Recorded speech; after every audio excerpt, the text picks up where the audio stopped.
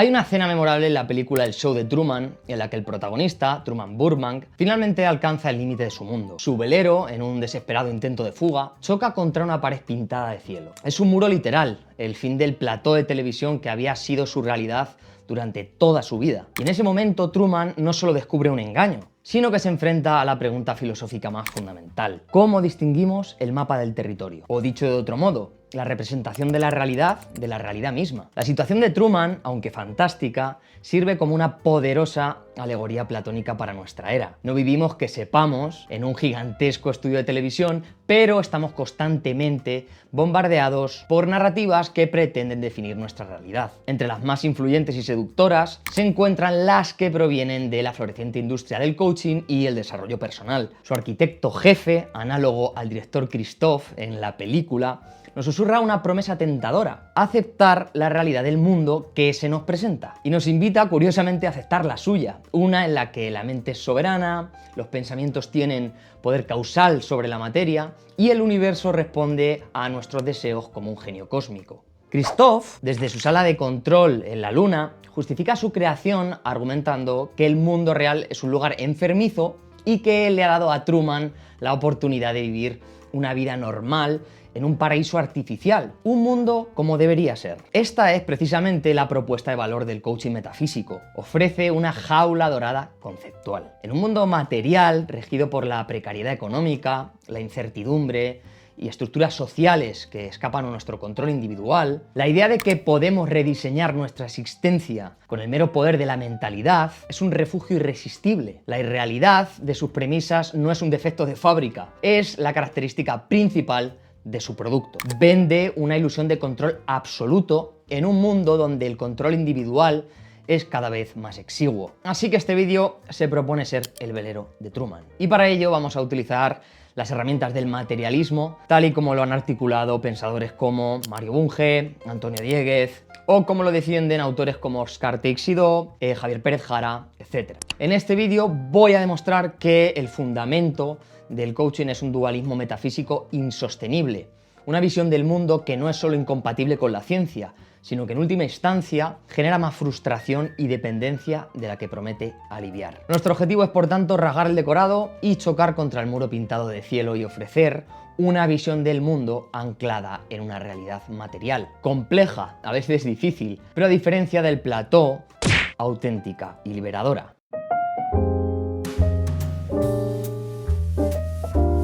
Antes de analizar la arquitectura de la ilusión, debemos comprender los cimientos de la realidad. La filosofía materialista, lejos de ser el reduccionismo simplista que sus detractores caricaturizan, ofrece una ontología robusta y sofisticada. Para el materialismo sistemista de Mario Bunge, la realidad, es decir, el conjunto de todo lo que existe, es en su totalidad material. Esto no significa que todo sea una simple colección de átomos chocando en el vacío. Implica más bien dos principios fundamentales: mutabilidad, todo lo que es real está en un estado perpetuo de cambio y transformación, de manera que la realidad no es, sino que deviene; y dos, legalidad. Este cambio, digamos, no es arbitrario ni milagroso, está regido por leyes que son patrones objetivos e invariantes en la estructura de la realidad. La tarea de la ciencia es precisamente descubrir y operar a partir de estas leyes. Bunge introduce una distinción conceptual que resulta ser una auténtica bomba de demolición para cualquier forma de idealismo. La diferencia entre la existencia real, física, y la existencia irreal. La existencia real es el modo de ser de las cosas o entes. Un objeto tiene existencia real si posee energía, es mutable y su existencia es independiente de cualquier mente que lo piense. Los electrones, las neuronas, los planetas y los cerebros son objetos reales. Pertenecen, por así decirlo, al mobiliario del universo y su estudio corresponde a las ciencias fácticas: física, biología, etc. Un cerebro, por ejemplo, ocupa un lugar en el espacio, consume glucosa, cambia con el aprendizaje y seguiría existiendo aunque la neurociencia jamás se hubiera inventado. La existencia conceptual, por otro lado, es el modo de ser de los constructos. Un constructo es una creación de un cerebro o de una comunidad de cerebros. Su existencia es puramente conceptual y depende de ser pensado. Los números, las teorías matemáticas, los personajes de ficción y las ideas filosóficas son constructos. El número pi, por ejemplo, no está en ningún lugar del universo, no tiene masa ni energía y es inmutable. Su valor no cambia con el tiempo. Si todos los seres pensantes desaparecieran, pi también lo haría, porque su ser consiste en ser pensable. Y esta distinción es demoledora porque establece una simetría causal fundamental. Los procesos reales, cerebrales, pueden generar constructos, ideas, pero un constructo, una idea, no puede por definición ontológica ejercer una acción causal sobre el mundo real. Pensad en un pensamiento. Un pensamiento no puede mover una silla, del mismo modo que el personaje de Don Quijote no puede salir del libro para cabalgar por la Mancha. El pensamiento es un proceso cerebral que es real, pero su contenido, la idea, es un constructo que es irreal en sentido ontológico empírico. Aquí encontramos la primera y más profunda falla del pensamiento mágico del coaching. Su premisa central de lo que crees, lo creas, comete un error categorial. Confunde el mapa, es decir, el constructo, la creencia, con el territorio, la realidad material. Y le atribuye al primero un poder causal sobre el segundo que es ontológicamente imposible. Esta naturaleza inmutable de los constructos conceptuales también explica por qué las doctrinas pseudocientíficas son tan tenazmente resistentes a la evidencia. Una teoría científica, al versar sobre un mundo real inmutable, debe ser ella misma mutable y revisable. Es decir, está obligada a cambiar cuando los hechos la contradicen. En cambio, una doctrina como la ley de atracción o el eneagrama que defiende Borja Vilaseca no funciona como una hipótesis sobre la realidad, sino como un sistema conceptual cerrado, axiomático y por tanto inmutable. Su verdad no se mide por correspondencia con los hechos, sino por su coherencia interna. Cuando la realidad no se ajusta a la doctrina, no se modifica la doctrina, se culpa al practicante. No lo deseaste con la vibración correcta, no eres un verdadero eneatipo 4. Este mecanismo de defensa constituye un blindaje epistemológico, una fortaleza conceptual diseñada no para entender el mundo, sino para protegerse de él. La irrefutabilidad de estas ideas, lejos de ser una virtud, es el sello distintivo de su irrealidad.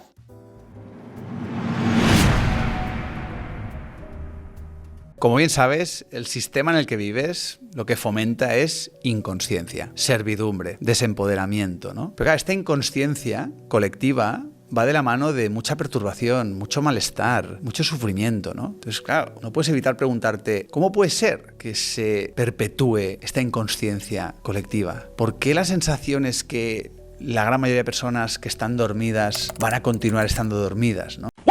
Ok, si la realidad es material, ¿cómo explicamos la asombrosa complejidad y diversidad del mundo, desde la vida y la conciencia hasta las sociedades? La respuesta materialista no es un reduccionismo que afirme que todo es solo física, sino el concepto de emergencia. Os cuento, una propiedad es emergente cuando pertenece a un sistema como un todo, pero no a ninguna de sus partes constituyentes por separado. La humedad, por ejemplo, es una propiedad del agua líquida, pero una molécula individual de H2O no está húmeda, como dijo Stuart Mill. La vida, por ejemplo, es una propiedad de una célula, pero ninguna de las moléculas que la componen está viva. El famoso adagio "el todo es más que la suma de sus partes" captura la esencia de la emergencia, que ya está en Aristóteles. Esta visión implica que la realidad está estratificada, organizada en una jerarquía de niveles de complejidad creciente. Las partículas elementales se agrupan para formar átomos, nivel físico, que a su vez se combinan en moléculas, nivel químico. Las moléculas complejas se organizan en células, que sería el nivel biológico,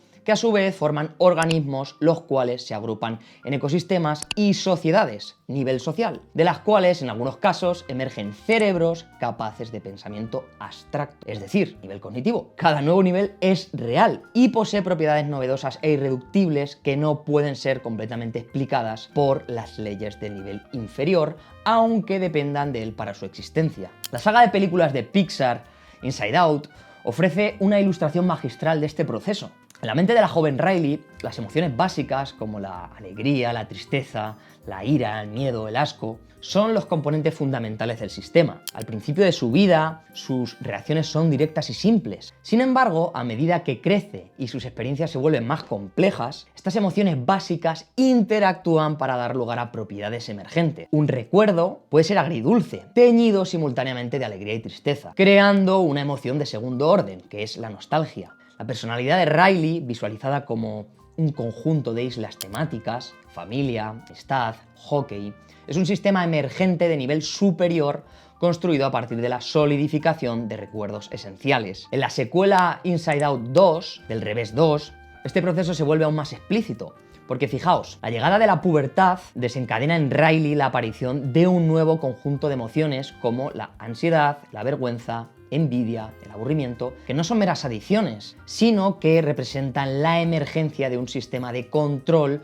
mental cualitativamente diferente, necesario para navegar la complejidad social de la adolescencia. La ansiedad en particular no es solo más miedo, es una emoción orientada al futuro, capaz de simular escenarios hipotéticos, una propiedad que el sistema original no poseía. La mente de Riley no es una entidad estática, sino un sistema dinámico que evoluciona generando nuevos niveles de complejidad emergente. ¿Vamos bien?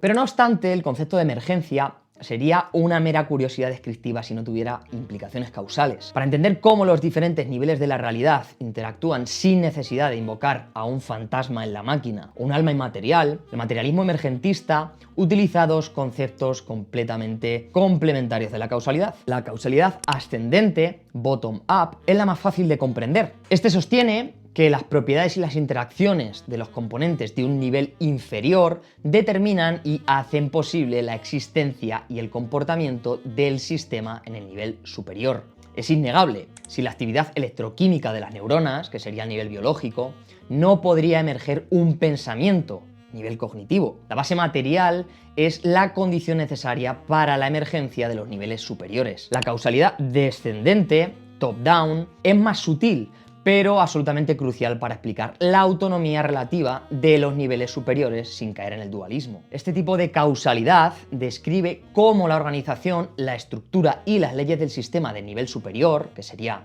el todo, imponen restricciones, seleccionan y modulan el comportamiento de los componentes del nivel inferior, las partes. Y no se trata de una fuerza misteriosa que viola las leyes de la física, sino de una causalidad estructural. Un ejemplo biológico aclara este punto a la perfección. Mirad, pensemos en el corazón. Es un órgano, un sistema de nivel superior compuesto por millones de células cardíacas, componentes de nivel inferior. Cada célula, individualmente, obedece las leyes de la bioquímica. Sin embargo, la estructura del corazón, como entendida como una bomba sincronizada, una propiedad del sistema, impone un patrón de comportamiento a cada célula. Las obliga a contraerse en un ritmo y secuencia específico. Una célula cardíaca, extraída del corazón y mantenida en un cultivo, podría contraerse de forma errática, pero dentro del sistema su comportamiento es restringido y organizado por las necesidades del todo. El sistema corazón ejerce una causalidad descendente sobre sus partes, las células, seleccionando un comportamiento específico de entre todos los que son bioquímicamente posibles. Y es que este mismo principio opera a nivel social. Las leyes de tráfico son una propiedad emergente de un sistema social. Estas leyes, la estructura de nivel superior, causan que los conductores individuales, es decir, los componentes, detengan sus vehículos, que es un comportamiento físico ante una luz roja. La estructura social no viola la física del automóvil, simplemente la restringe y la canaliza para lograr un fin sistémico, evitar el caos. La causalidad descendente es, por tanto, la forma en que la complejidad se organiza a sí misma, permitiendo que cada nivel de realidad tenga un poder causal genuino y una autonomía relativa. Armados con los conceptos de emergencia y causalidad bidireccional, podemos ahora abordar el problema difícil de la conciencia desde una perspectiva materialista rigurosa. Para filósofos como Antonio Dieguez u Oscar Teixidó, la mente no es una sustancia inmaterial misteriosamente acoplada a un cuerpo, ni es simplemente el cerebro en un sentido reduccionista. La mente es una propiedad funcional y emergente de un sistema físico de una complejidad abrumadora. El cerebro en interacción con un cuerpo y un entorno. La conciencia, por tanto, no es una cosa, es un proceso que el cerebro hace, junto con el cuerpo también. Esta visión, a veces llamada naturalismo biológico o materialismo emergentista, disuelve el clásico problema mente-cuerpo del dualismo cartesiano. No hay dos sustancias que interactúan, sino un único sistema material que, al alcanzar un cierto umbral de complejidad organizada, exhibe propiedades novedosas, entre ellas la experiencia subjetiva. La película La Llegada ofrece una de las visualizaciones más potentes de esta idea en la cultura popular. La trama, que gira en torno a la hipótesis lingüística de Sapir-Whorf, según la cual el lenguaje que uno habla estructura el pensamiento y la percepción de la realidad, es una dramatización perfecta de la causalidad emergente. La protagonista, la lingüista doctora Louise Banks, se sumerge en el aprendizaje del lenguaje de los heptápodos, una forma de comunicación visual y no lineal. Este proceso de aprendizaje intensivo provoca cambios físicos en su cerebro, la formación de nuevas sinapsis, el fortalecimiento de ciertas redes neuronales y, en definitiva, una reorganización de su estructura neurobiológica, es decir, un cambio en el nivel inferior. De esta nueva configuración neuronal emerge una propiedad cognitiva radicalmente nueva, la capacidad de percibir el tiempo de forma no lineal, como un todo simultáneo, en lugar de una secuencia de pasado, presente y futuro. Esta nueva forma de conciencia no reside en ninguna neurona individual, sino que es una propiedad del sistema cerebral reorganizado en su conjunto. Esta nueva estructura mental emergente, que podríamos decir que es el todo cognitivo, ejerce una causalidad descendente devastadora sobre su experiencia subjetiva y su comportamiento. Comienza a tener recuerdos del futuro, incluyendo la vida y muerte prematura de su hija Hannah, cuyo nombre es un palíndromo, reflejo de esta percepción temporal. Por tanto, este conocimiento emergente le permite tomar decisiones en el presente, es decir, en el nivel inferior de la acción, que alteran el curso de la historia global evitando una guerra. La película muestra de forma brillante cómo una propiedad emergente de alto nivel, el lenguaje internalizado y la conciencia que de él se deriva, puede configurar causalmente los procesos de percepción, memoria y acción. No hay ningún alma ni espíritu implicado, es simplemente la materia organizada de una nueva forma y más compleja, por supuesto, la que termina produciendo una mente con capacidades nuevas. Y llegados a este punto, claro, surge la pregunta: si la visión materialista, emergentista, es tan coherente y está tan alineada con la ciencia, ¿por qué persiste con tanta fuerza el dualismo en la cultura popular, especialmente en el ámbito del desarrollo personal? La respuesta es que el dualismo no es solo una teoría filosófica errónea, es la base de un modelo de negocio extraordinariamente lucrativo. El discurso del coaching y la autoayuda se fundamenta casi sin excepción en una metafísica dualista implícita. La existencia de una mente, una conciencia o un espíritu, o bueno, también una energía vibracional inmaterial, que puede y debe dominar a un cuerpo y a un mundo material recalcitrante. La vida se presenta entonces como una batalla entre un yo superior y un ego limitante, una versión secularizada de la lucha entre el alma y la carne. Y es que este modelo no es ideológicamente neutro. De hecho, podemos entender la industria del coaching no como un conjunto de ideas, sino como un complejo sistema sociotécnico. Los coaches actúan como ingenieros del alma que despliegan tecnologías de la creencia en seminarios, libros, certificaciones y herramientas pseudocientíficas como el eneagrama, que defiende Borja Vilaseca, por ejemplo, o la programación neurolingüística, la famosa PNL. El propósito de esta maquinaria no es simplemente ayudar a la gente, sino construir un tipo específico de subjetividad, el individuo neoliberal por excelencia. Este sujeto se percibe a sí mismo como el único responsable de su destino, un emprendedor de su propia felicidad, cuyo éxito o fracaso depende exclusivamente de su mentalidad.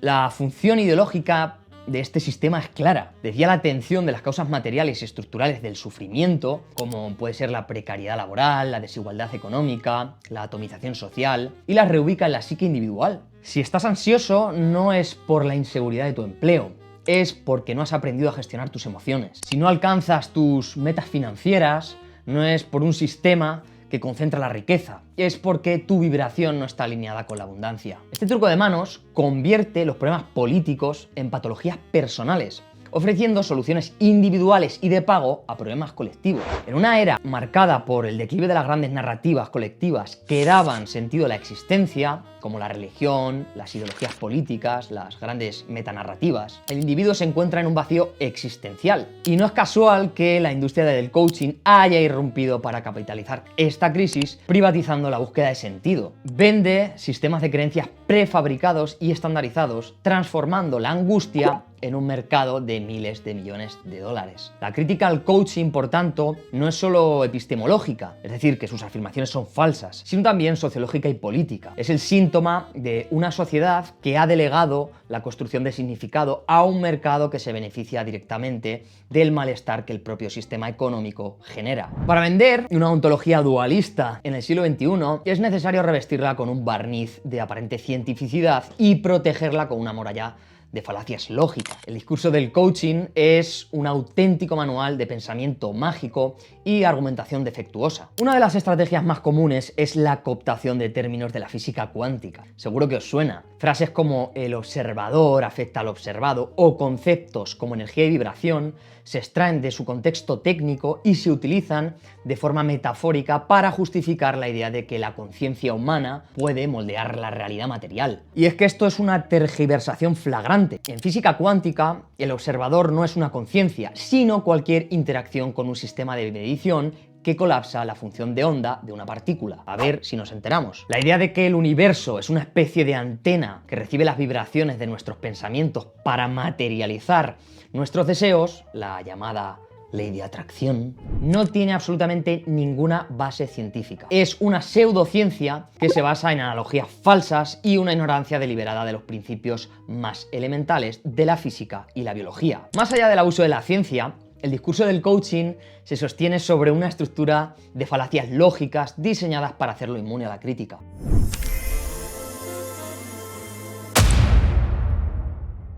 Esta es la principal línea de defensa. Cuando se presenta un contraejemplo devastador, un coach que estafa, por ejemplo, a sus clientes, o una persona cuyas visualizaciones positivas terminan en fracaso, o incluso una terapia que causa daño psicológico, la respuesta es siempre la misma. Ah, pero es que ese no era un verdadero coach, o esa persona no aplicó correctamente la ley de atracción. En lugar de modificar la teoría para acomodar la evidencia, se modifica la definición del grupo para excluir la evidencia desfavorable. Después de esto, por lo tanto, a causa de esto. Esta falacia es el motor de toda la evidencia anecdótica que sustenta estas prácticas. Se confunde la correlación temporal con la causalidad. Ejemplo, hice mi tablero de visión y a la semana siguiente me ofrecieron un trabajo. El tablero de visión funciona. De manera que se ignoran por completo otros factores causales, la probabilidad y la simple coincidencia. Apelación a las consecuencias. Se argumenta que una creencia debe ser verdadera porque las consecuencias de creer en ella son deseables. Creer que creas tu propia realidad es empoderador y te hace sentir bien. Por lo tanto, debe ser cierto. La verdad o falsedad de una proposición sobre el mundo es independiente de cómo nos haga sentir. Que una idea sea reconfortante no la convierte en un hecho. Y podríamos seguir así durante horas. El veredicto que se desprende de este análisis es inequívoco. Una visión del mundo materialista, sistémica y emergentista no es simplemente una opción filosófica más, sino el marco que es verdaderamente coherente con el vasto edificio del conocimiento científico que hemos construido. El dualismo metafísico que el coaching resucita no es una alternativa válida, es más bien una regresión a un pensamiento mágico y precientífico envuelto en un lenguaje moderno para hacerlo más apetecible. En última instancia, el debate se reduce a una cuestión fundamental, la naturaleza de la verdad. Vamos con ello. El universo del coaching promueve implícitamente una teoría de la verdad pragmática o coherentista. ¿Y qué quiero decir con esto? Verdadero es aquello que funciona para ti, lo que te hace sentir bien o lo que encaja coherentemente dentro de su propio sistema de creencia cerrado. Por el contrario, la filosofía materialista y la ciencia se erigen sobre un pilar mucho más sólido, la teoría de la verdad como correspondencia defendida por filósofos como Bunge o Antonio Dieguez. Según esta teoría, una proposición es verdadera si y solo si se corresponde con los hechos de una realidad que existe de forma independiente a nuestra mente. Por lo tanto, la verdad no es algo que creamos con nuestros pensamientos, ni algo que dependa de nuestros deseos o de la coherencia interna de una historia. La verdad sería más bien la adecuación de nuestro mapa conceptual al territorio material. Es una relación a menudo difícil de establecer y siempre sujeta a revisión entre el lenguaje y el mundo. Esta concepción de la verdad es el fundamento de la objetividad y la única defensa robusta contra el relativismo, la desinformación y la pseudociencia. Pero para afinar aún más este diagnóstico epistemológico, podemos introducir una herramienta complementaria, la teoría ficcionalista de la verdad. Esta teoría no reemplaza la de correspondencia, sino que la enriquece al aclarar el estatus de nuestras herramientas conceptuales. Sostiene que nuestras ideas, teorías y modelos matemáticos son, en un sentido ontológico, ficciones. Son constructos humanos, instrumentos epistemológicos que no tienen una existencia real e independiente como la tiene, por ejemplo, un árbol o un planeta. La verdad de una teoría científica no es una propiedad intrínseca, sino un atributo que le asignamos basándonos en la evidencia y en su capacidad para generar proposiciones que sí se correspondan con el mundo material. La ciencia, por tanto, utiliza estas ficciones útiles, como los modelos matemáticos o los conceptos teóricos, para acercarse a la realidad. El error garrafal del coaching es tomar su ficción de forma literal, confundiendo sus herramientas conceptuales con la realidad misma. ¿Veis? Vende una verdad en la ficción como si fuera una verdad por correspondencia. Un error que un enfoque científico riguroso jamás cometería, pues entiende que sus mapas, por útiles que sean, nunca son el territorio. Volvamos por última vez a Truman Burbank de pie frente a la puerta de salida de su mundo. Christoph, en un último intento desesperado, le ofrece la opción de quedarse en su celda segura y predecible. Ahí fuera no hay más verdad que la que hay en el mundo que he creado para ti. Las mismas mentiras, el mismo engaño, pero en mi mundo tú no tienes nada que temer. Truman se enfrenta a la elección definitiva. Podría aceptar la verdad como coherencia de su mundo perfectamente guionizado. Podría aceptar la verdad pragmática de que quedarse es más seguro, pero no lo hace. Con una simple frase, por si no nos vemos, buenos días, buenas tardes y buenas noches, y una reverencia, elige el territorio sobre el mapa. Esa elección es el acto final de liberación. Es el rechazo de una realidad conceptual reconfortante en favor de una realidad material incierta, compleja y a veces dolorosa, pero auténtica. Es la afirmación de que la verdad por correspondencia, por difícil que sea de alcanzar, es el único objetivo que merece la pena. Esa es, en esencia, la postura ética y epistemológica que el materialismo defiende. No es una promesa de felicidad fácil, sino una invitación a la aventura más grande de todas. Comprender el mundo tal y como es y no como nos gustaría que fuera. Nos vemos al vale chucillas. Cuidado, Caution.